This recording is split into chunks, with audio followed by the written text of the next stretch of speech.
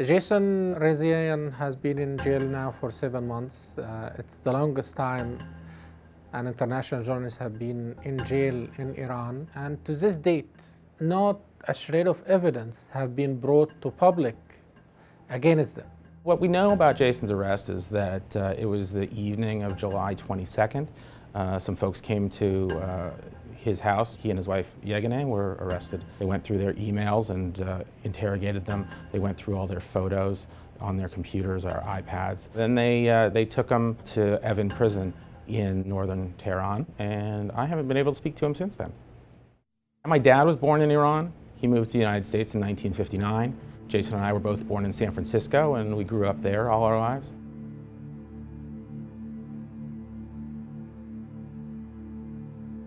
Jason had never been to Iran until he was about 25 years old. Getting to Iran was the hardest part. Not the actual journey so much, but the hoops I had to jump through to get permission to visit. My parents never applied for my Iranian citizenship. So when the regime changed, it became more difficult.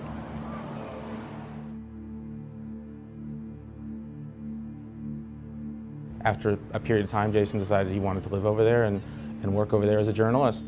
He did a lot of really great stories for the Post about how people were impacted by a variety of things, how the culture was changing. If anything, he showed people the best side of Iran in what he wrote. And people haven't been able to see that for the last 7 months. We are very hopeful that he's going to be released. However, it's always with a price, the price that he has to pay from his own freedom, his own health, and his family's well-being.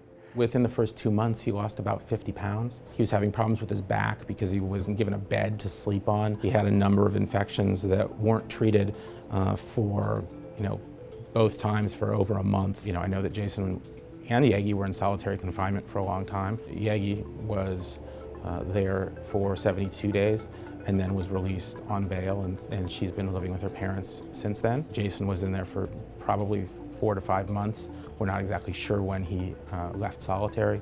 My mother also went to Iran after Jason was charged to plead for his release. I wake up every morning awaiting a phone call, an email, or even a knock at the door with news Jason has been released. But there has been no news.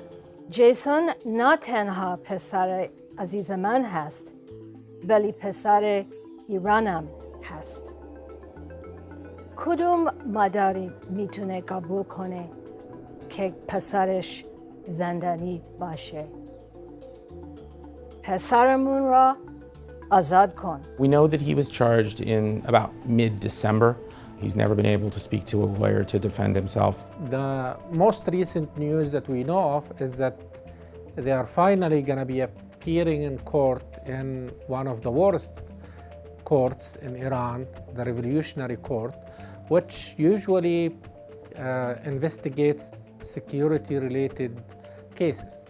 Some of pro-government media and political leaders have said things about them engaging in espionage, but nothing was put to the public. I've had a lot of chances to meet with folks and talk to people from around the world that are friends with Jason. He just loves people, and he loves to get a story across. He loves to be able to tell people about, his life in Iran.